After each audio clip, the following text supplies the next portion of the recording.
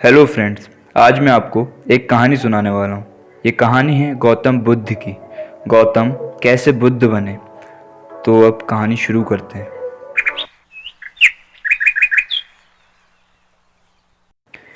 बुद्ध के बचपन का नाम सिद्धार्थ गौतम था।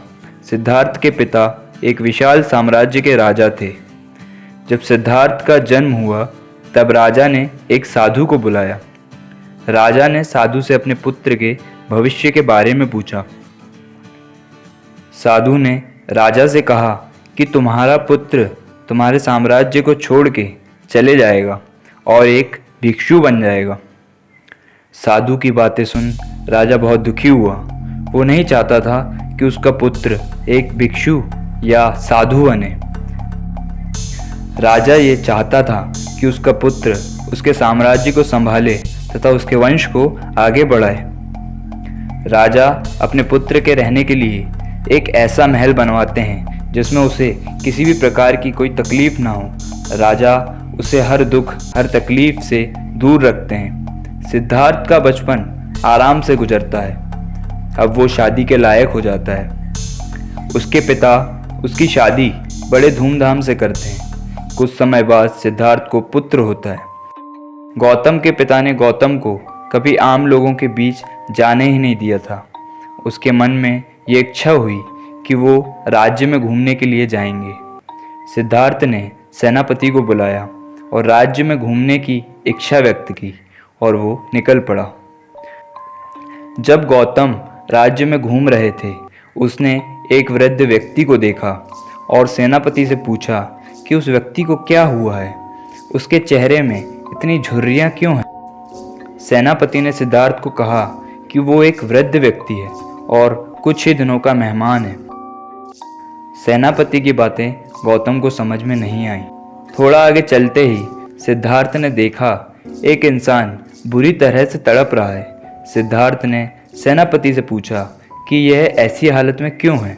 तब सेनापति ने सिद्धार्थ को बताया कि वो इंसान बीमार है और उसकी मृत्यु करीब है। सिद्धार्थ ने अपनी ज़िंदगी में कभी कोई गम कभी कोई दुख नहीं देखा था। उसे नहीं पता था मृत्यु क्या होती है। थोड़ा आगे चलते ही वो देखता है 4 लोग एक इंसान को अपने कंधे पर लेकर जा रहे हैं। ये देखकर सिद्धार्थ फिर सेनापति से पूछता है कि ये लोग उसको ऐसे क्यों ले जा रहे हैं। सेनापति सिद्धार्थ से कहता है कि उसकी मृत्यु हो चुकी है। ये सुनकर सिद्धार्थ सेनापति से पूछता है कि ये मृत्यु क्या होती है। क्या हर इंसान मरता है? क्या मेरी भी मृत्यु हो जाएगी? तब सेनापति कहता है, हाँ, जो इंसान जन्म लेता है उसकी मृत्यु भी होती है। सिद्धार्थ घर वापस जाते हैं और बहुत दिनों तक परेशान रहते हैं। जब सिद्धार्थ ने महसूस किया कि हर इंसान नश्वर है, फिर एक रात गौतम अपना महल छोड़कर चले जाते हैं। पत्नी और नवजात बच्चे को छोड़कर सिद्धार्थ चले गए। सिद्धार्थ सत्य की खोज के लिए निकल पड़े।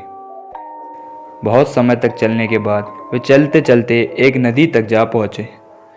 तब उन्हें यह एहसास होता है कि वह जिस सत्य की खोज में है, वह सत्य जिसकी उसे तलाश है, वह बाहर नहीं बल्कि उनके भीतर ही है। वे नदी पार करते हैं। जैसे ही वे नदी पार करते हैं, उन्हें एक पेड़ दिखाई देता है और वे उस पेड़ के नीचे बैठ जाते हैं तथा ध्यान की अवस्था में चले जाते हैं। यह वही वृक्ष है जिससे हम बोधि वृक्ष के नाम से जानते हैं। इसी वृक्ष के नीचे उन्हें आत्मज्ञान की प्राप्ति हुई थी। यही कारण है कि सिद्धार्थ गौतम से उनका नाम गौतम बुद्ध हुआ। बुद्ध का अर्थ है आत्मज्ञानी। नमस्कार दोस्तों, आज मैंने आपको गौतम बुद्ध की कथा सुनाई। मैं आगे भी ऐसे ही कहानियाँ लाता रहूँगा। Thank you for watching. Please like, share and subscribe.